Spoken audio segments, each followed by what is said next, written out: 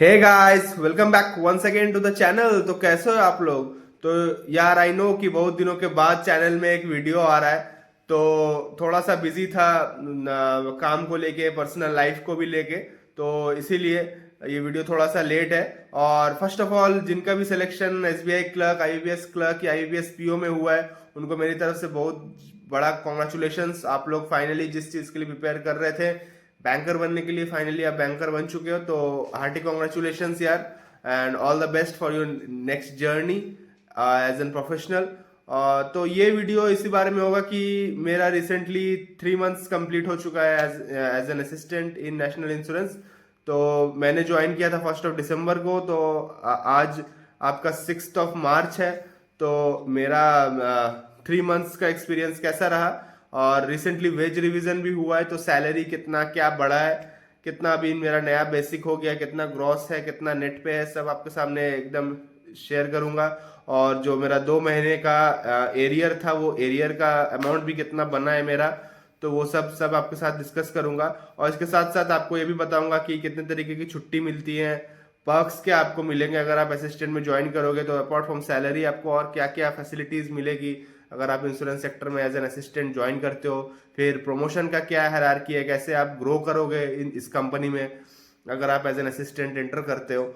और apart from that, holidays क्या क्या आपको मिलेंगी, कितने तरह की छुट्टी है, ये सब आपके सामने आज डिस्कस करूंगा, ताकि आपको एक ब्रीफ आइडिया मिले कि अगर आप प्रिपेयर कर रहे हो असिस्टेंट के लिए, एस्पायर कर रहे हो, या आप सोच रहे हो इंश्योरेंस में असिस्टेंट में स्विच करने का या एग्जाम के लिए, तो फिर आपको एक क्लियर थ्रू आउट आइडिया मिलेगा कि आपको कैसा क्या देखने को मिल सकता है अगर आप इस कोई भी इंश्योरेंस पब्लिक सेक्टर कंपनी में एज एन असिस्टेंट ज्वाइन करते हो।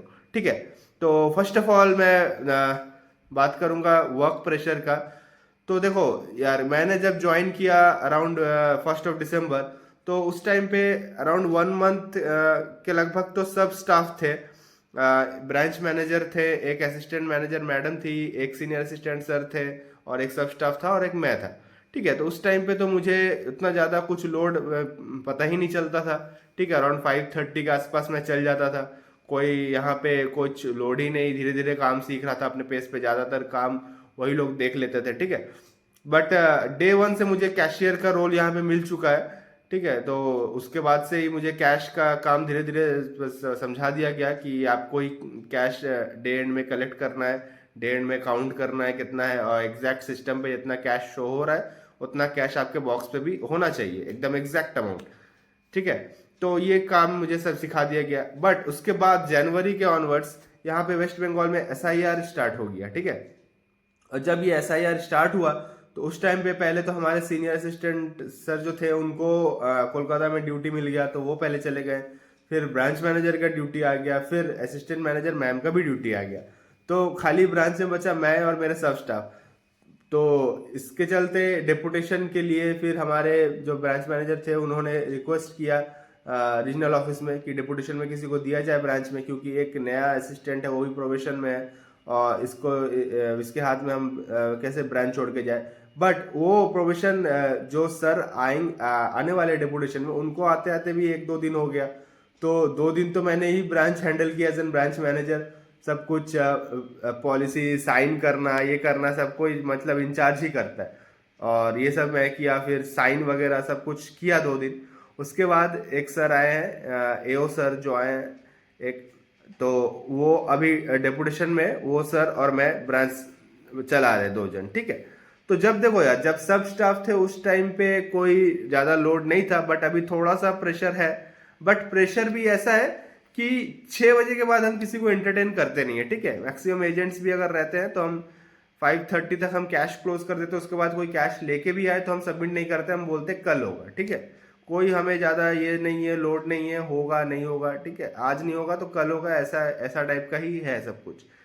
और तो अभी थोड़ा सा प्रेशर है, कभी कभी 6:15 6:20 हो जाता है घर आते आते। बट मेजोरिटी ऑफ टाइम मैं 6 बजे तक तो ऑफिस से निकल ही जाता हूँ। 5:45 तक वर्क टाइमिंग है मंडे टू थर्सडे, और फ्राइडे को 6।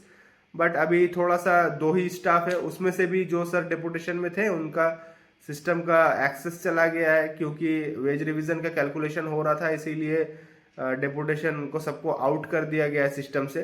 तो अभी एक ही सिस्टम में मतलब अंडर राइटिंग भी हो रहा है, पॉलिसी रिन्यूअल भी हो रहे हैं, वहाँ से ही पॉलिसी प्रिंट आउट हो रहे हैं, तो इसलिए थोड़ा सा लोड है। बट ऐसा नहीं है कि हम मतलब रात रात भर बैठे रहते हैं बैंक के जैसा कि बाद में काम करके ही जाना है, सब इम्पोर्टेंट है, 9 बजे तक 8:30 बजे तक बैठे हैं ब्रांच में, ऐसा नहीं है। 6 बजे तक ब्रांच क्लोज हो ही जाता है, जितना काम बच गया वो कल होगा आराम से अपने पेस पे, ठीक है। तो वर्क प्रेशर का ऐसा है कि अगर फुल स्ट्रेंथ में आपके स्टाफ रहेंगे तो आपको उतना वर्क प्रेशर फील नहीं होने वाला है। आप इजिली मान के चलो कि 5:45 जो आपका वर्क टाइमिंग है, मैक्सिमम 6 तक आप ब्रांच से निकल ही जाओगे, एकदम फ्री हो जाओगे।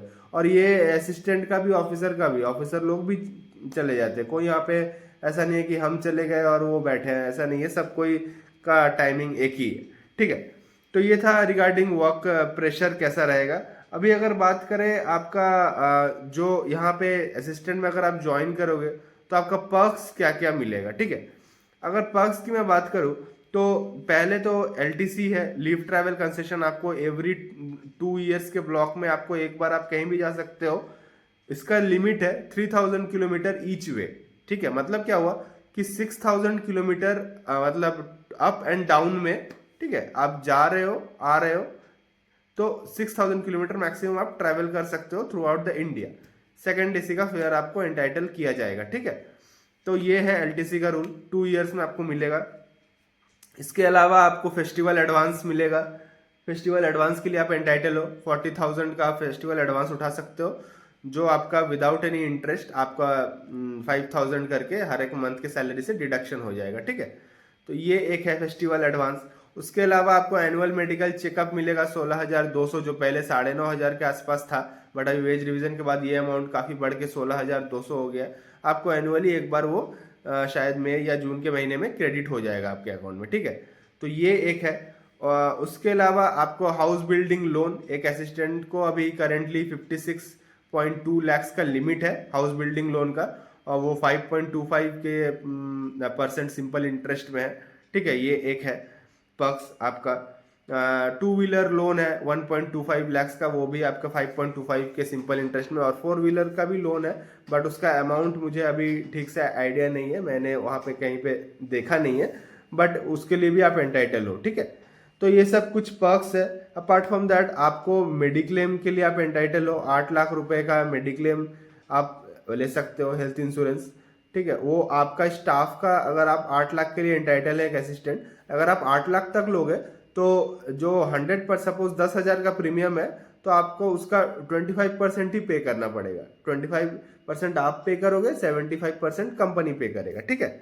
तो ऐसा यहाँ पे सीन है। बट 8 लाख के ऊपर अगर आप चाहो तो एक्सटेंड कर सकते हो, आप अपने पेरेंट्स को इंक्लूड कर सकते हो। उसके बाद आपको उसका टोटल अमाउंट का 100% ऑफ प्रीमियम आपको ही कॉस्ट बियर करना पड़ेगा। अगर आप 10 लाख का ले रहे हो तो वो जो 2 लाख ऊपर का है तो वो 2 लाख का पूरा कॉस्ट आपको बियर करना पड़ेगा, ठीक है।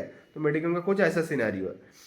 फिर सबसे मेन जो यहाँ पे एक पर्क्स बहुत अच्छा है कि यहाँ पे असिस्टेंट लोग को भी लीज एकोमोडेशन का फैसिलिटी है, जो कि बैंक में क्लरिकल को लीज एकोमोडेशन का फैसिलिटी अभी तक नहीं है। बी इट SBI क्लर्क और IBPS क्लर्क और RRB क्लर्क, कोई भी क्लर्क को लीज एकोमोडेशन नहीं मिलता है बैंकिंग में। बट इंश्योरेंस सेक्टर में लीज एकोमोडेशन का भी प्रोविजन है असिस्टेंट लोगों को भी, जो कि अभी करेंटली अगर आप छोटे शहर में रहते हो तो 6,900 तक है, और मेट्रोज वगैरह में शायद 8.5 के है। और ये अमाउंट भी अभी वेज रिवीजन में बढ़ने की बात है, अभी करेंटली तो नहीं बढ़ा है, बट फ्यूचर में ये अमाउंट भी बढ़ेगा, ठीक है। C क्लास सिटी में हो सकता है 8-9 हज़ार तक मिले, मेट्रो में हो सकता है 11-12 हज़ार तक मिले, तो ये भी अमाउंट बढ़ सकता है लीज एकोमोडेशन, ठीक है। तो ये कुछ कुछ पर्क्स की बात है। अभी अगर बात करें मुझे एरियर कितना मिला, तो आपके सामने मैं अभी एरियर रिपोर्ट अपना शो कर देता हूँ। तो यहाँ पे आप देख सकते हो मेरा एरियर रिपोर्ट जो है, यहाँ पे एरियर रिपोर्ट में आप देख सकते हो कि मुझे कितना सैलरी क्रेडिट हुआ है, यहाँ पे एरियर कितना क्रेडिट हुआ है। तो एरियर लगभग बात करें तो 13,093, ठीक है। मेरा ग्रॉस आप देख सकते हो 14,215 बना था, और इसको अगर मैं टैक्स मतलब जो यहाँ पे एरियर्स है, जो NPS एरियर, जो NPS का कंट्रीब्यूशन था उसको अगर माइनस कर दे तो ये जो आपको 13,093 दिख रहा है, ये मेरा नेट क्रेडिट हुआ था, ठीक है। यहाँ पे आप देख सकते हो कि डेजिग्नेशन मेरा क्या है, ये क्या है, वो सब लिखा है। यहाँ पे आप देखो कि ग्रॉस सैलरी, ये आप देख सकते हो कि 25 जो मेरा ग्रॉस सैलरी बना है 25-26 का, मतलब कि मुझे 2 महीने का उसके पहले सैलरी मिला था, ठीक है। फरवरी में तो न्यू सैलरी मिला है, तो दिसंबर जनवरी का जो मेरा 39,476 के आसपास शायद ग्रॉस था, उसको आप ये 953 को डिवाइडेड बाई 2 करो तो उतना पर मंथ का ग्रॉस सैलरी था, ठीक है। बट एक्चुअली होना कितना चाहिए था वेज रिवीजन के अमाउंट में 93,168, ठीक है। तो ये जो दोनों का डिफरेंस है, यही अमाउंट को एरियर बोला जाता है। इसी अमाउंट को क्रेडिट किया गया है कि जो मुझे मिलना चाहिए था, जो एक्स्ट्रा अमाउंट 2 महीने के लिए, वो अमाउंट कंपनी ने एक साथ क्रेडिट कर दिया, ठीक है। तो ये एरियर था, तो लगभग 13,000 के आसपास मुझे एरियर मिला है। और अभी अगर बात करूँ जो लेटेस्ट सैलरी स्लिप है, तो लेटेस्ट सैलरी स्लिप में आप देखो कि बेसिक जो मैं यहाँ पे आपको अगर दो salary slip side by side compare करूँ, तो देखो बेसिक पहले 22,405 रुपए था वेज रिवीजन के पहले, वेज रिवीजन के बाद यही बेसिक बढ़ के 36,290 हो चुका है, ठीक है। अगर बात करूं यहाँ पे डीए की, डीए बेसिक वेज रिवीजन के पहले आप देखोगे काफी ज्यादा था, 14,823 रुपीज था। बट यहाँ पे क्या होता है कि जब सैलरी रिवीजन होता है तो डीए मर्ज हो जाता है बेसिक के साथ, तो डीए का कुछ अमाउंट बेसिक में ऐड हो गया, इसीलिए बेसिक आपको काफी ज्यादा दिख रहा है 36,290, बट डीए यहाँ पे थोड़ा सा कम हो गया। डीए आप देखो 6,924 हो गया न्यू सैलरी में, ठीक है। अभी अगर एचआरए की बात करें तो एचआरए बढ़ गया है, एचआरए 2540 हो गया है और वो पहले था 1568। सिमिलरली ट्रांसपोर्ट अलाउंस पहले 680 था, अभी 1200 हो गया।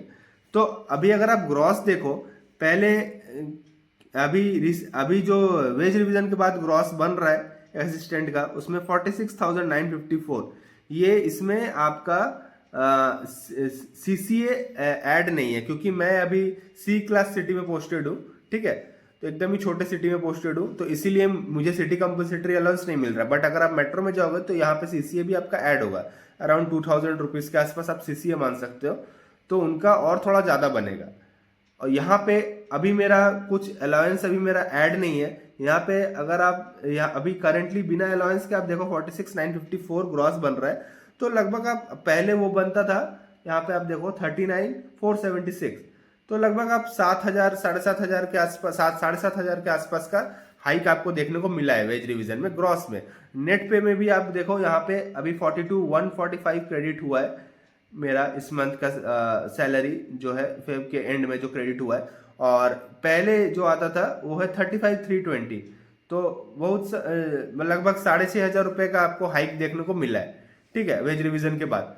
अभी ये तो है सैलरी, अभी मैं करेंटली कैशियर हूँ, बट प्रोबेशन के बाद जब मुझे कैशियर अलाउंस मिलेगा तो वो लगभग 3,450 होगा, ठीक है, 3,500 के आसपास कैशियर अलाउंस होगा। अभी मैं लाइसेंसिएट के लिए प्रिपेयर कर रहा हूँ, वो लाइसेंसिएट अगर क्लियर हो जाएगा तो उसका आप 915 रुपीज ऐड होगा।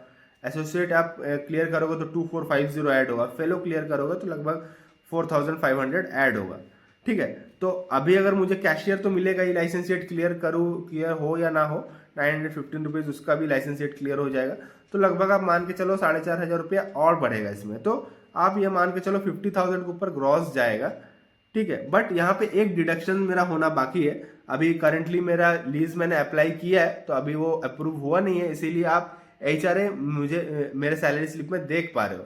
बट एक बार लीज मेरा अप्रूव हो जाएगा, जो मैंने अप्लाई कर दिया है वो अप्रूव हो जाएगा मोस्ट प्रोबेबली इसी मंथ में, तो मार्च महीने का जो सैलरी आएगा उसमें मेरा ये एचआरए का कंपोनेंट हट जाएगा। एचआरए का कंपोनेंट हट के सैलरी थोड़ा सा डिडक्शन होगा, बट मुझे क्या है, मेरे हाथ में मुझे रेंट अब पे नहीं करना है, मेरे सैलरी से rent totally company take care करेगी, ठीक है। तो वो एक चीज यहाँ पे होगा। तो ये आप देखो सैलरी में इतना डिफरेंस आया, लगभग 7,500 का ग्रॉस में डिफरेंस आया, और इन हैंड में 6,600-800 का 6,500 के ऊपर का 6,500 से 6,800 का डिफरेंस आया है सैलरी में, ठीक है। तो अभी अगर बात करें, बस सैलरी वगैरह की बात हो गई, तो अभी अगर बात करें छुट्टी कितने मिलती है, तो देखो छुट्टी बेसिकली सैटरडे संडे तो छुट्टी है ही, तो उसको अगर आप काउंट करो तो एवरी मंथ आपको 22 डेज वर्किंग होगा मैक्सिमम, ठीक है। और इसके अलावा आपको 12 कैजुअल लीव मिलेंगे जो आप कभी भी ले सकते हो। कैजुअल लीव आपको जरूरत पड़ी तो आप ले सकते हो। अपार्ट फ्रॉम दैट आपको 15 सिक लीव मिलेगी फुल डे बेसिस पे, और अगर आप उसको हाफ डे बेसिस पे करना चाहो तो 30 हो जाएगा। ठीक है। और ईएल जो है, जो कि बैंक में उसको पीएल बोला जाता है, प्रिविलेज लीव, यहाँ पे उसको अर्न लीव बोला जाता है। एवरी 11 डेज आप काम करते हो तो एक ईएल क्रेडिट होता है आपके अकाउंट में, छुट्टी वाले अकाउंट में। ठीक है। तो आप मान के चलो लगभग 2.5 ईएल क्रेडिट होता है अगर आप 1 महीना काम करते हो। ठीक है। तो ये हो गया। Apart from that insurance sector में 2 आरएच आपको मिलते हैं, जो और कहीं शायद है कि नहीं मुझे पता नहीं, बैंकिंग में तो नहीं है, बट इंश्योरेंस में 2 आरएच मिलते हैं। आरएच का क्या है? 2 रेस्ट्रिक्टेड हॉलीडे, जो उतना बड़ा छुट्टी, बड़ा फेस्टिवल या बड़ा ओकेजन नहीं है जिसमें कि कंपनी क्लोज रहे, बट हो सकता है कि वो ओकेजन एक है, जैसे भाई दूज हो गया, गोवर्धन पूजा हो गया, ऐसा टाइप का कुछ छोटा मोटा फेस्टिवल जिसमें बंद नहीं रहता है बट एक फेस्टिवल है, तो उसमें आप चाहे तो कोई 2 ओकेजन में आप छुट्टी ले सकते हो, रेस्ट्रिक्टेड हॉलीडे है। ठीक है। 2 ओकेजन में आप छुट्टी मार सकते हो। तो ये हो गया हॉलीडे को लेके बात। अभी अगर बात करूं मैं कि प्रमोशंस का क्या क्राइटेरिया है, प्रमोशंस कैसे होंगे, कितने दिन के बाद होंगे, तो देखो प्रमोशंस का बेसिकली ऐसा है कि एक पहले रूल था फास्ट ट्रैक प्रमोशन जिसका मैंने बताया, और एक स्लो ट्रैक है। स्लो ट्रैक में अगर आप जाओगे, नॉर्मल स्लो ट्रैक नहीं sorry normal channel, normal channel में अगर आप जाओगे तो आप 5 इयर्स असिस्टेंट में काम करोगे, फिर प्रमोशन होगा, सीनियर असिस्टेंट में जाओगे, फिर लगभग 4-5 साल काम करोगे, फिर आप एओ स्केल 1 बनोगे। बट फास्ट ट्रैक चैनल में क्या है कि अगर आप लाइसेंसिएट, एसोसिएटशिप, फेलोशिप तीनों डिग्री कंप्लीट करके रखो या 2 भी कंप्लीट करके रखो और 2 इयर्स का भी आप सर्विस कर लेते हो, फिर आप प्रमोशन के एग्जाम पे बैठो, तो डेफिनेटली आपका प्रमोशन हो जाएगा एओ स्केल 1 में। ठीक है। क्योंकि यहाँ पे क्या है ना कि यहाँ पे मैक्सिमम जो भी इंप्लॉयज है वो असिस्टेंट और सीनियर असिस्टेंट में स्टैग्नेशन लेके बैठे हुए हैं, क्योंकि वो उनको पता है कि ऑफिसर बनेंगे तो थोड़ा सा रिस्पॉन्सिबिलिटी बढ़ेगा, हो सकता है ट्रांसफर भी हो जाए अपने उस जगह से, तो वो अपने जगह पे सेटल हो चुके हैं, कहीं हिलते नहीं है, इसीलिए वो लोग प्रमोशन वगैरह के लिए उतना ज्यादा बैठते नहीं है। और मैक्सिमम क्या है यहाँ पे कि यंग ब्लड काफी कम है अभी इंश्योरेंस सेक्टर में, मैक्सिमम का रिटायरमेंट का एज आ गया है। लगभग हर एक महीने आपको 20-25 एम्प्लॉय, 30 एम्प्लॉय रिटायर कर ही रहे, और उस हिसाब से हायरिंग हो नहीं रही है, तो ऑब्वियसली वैकेंट हो रहा है पोजीशंस। तो यहाँ पे आप इजीली ग्रो करोगे, तो उसको लेके आपको स्ट्रेस आउट नहीं होना है कि आप असिस्टेंट में ज्वाइन करोगे तो आप ऑफिसर नहीं बन पाओगे, ऐसा नहीं है। बहुत ज़्यादा स्कोप है, आपको खाली अच्छे से अपने आप को सही से काम सीखते रहना है ऑर्गेनाइजेशन में, तो डेफिनेटली आप ग्रो करोगे, और 2 से 2.5 साल, मैक्सिमम 3 साल में तो आप ऑफिसर बनोगे ही बनोगे। ठीक है। तो यही था मेरा वीडियो कि मुझे कैसा लगा। फिलहाल तो मुझे मेरा एक्सपीरियंस तो काफ़ी अच्छा है रिगार्डिंग बैंकिंग से लेके इंश्योरेंस एज एन असिस्टेंट में, काफ़ी अच्छा एक्सपीरियंस है, और आई होप कि मैंने सारे चीज़ को क्लियर कट समझाया आपको रिगार्डिंग फैसिलिटीज़, हॉलीडेज और कैसा क्या वर्क कल्चर है। तो अगर आप और भी कुछ डाउट्स अगर आपके मन में है, अगर आपके कुछ और क्वेश्चंस थे जो मैंने आंसर नहीं किया इस वीडियो में, तो आप डेफिनेटली कमेंट करना, मैं उनके रिप्लाई जरूर करूंगा। मैं हर एक के कमेंट के रिप्लाई करता हूं। और आपको अगर अच्छा लगा ये इन्फॉर्मेशन, ये वीडियो, तो आप चैनल में नए हैं तो चैनल को लाइक करना, थोड़ा सब्सक्राइब करना, या थोड़ा सपोर्ट दिखाना। ठीक है। तो कोई भी डाउट रहे तो बिंदास आप नीचे कमेंट करो, मैं रिप्लाई दूंगा। और इसको रिलेटेड अगर आपको और भी कोई डाउट बच गया तो आप मुझे टेलीग्राम पे रीच आउट कर सकते हो @aridey007। वहाँ पे मैं आपको पर्सनल रिप्लाई कर दूंगा अगर कुछ डाउट्स रहा आपका तो। और भी अगर आप किस टॉपिक में वीडियो चाहते हो नीचे आप कमेंट करो, मैं जरूर आपके लेके वो शेयर करूंगा। तो ठीक है, मिलता हूँ नेक्स्ट वीडियो में, तब तक के लिए bye bye, take care and all the very best for your upcoming examination. Thank you guys.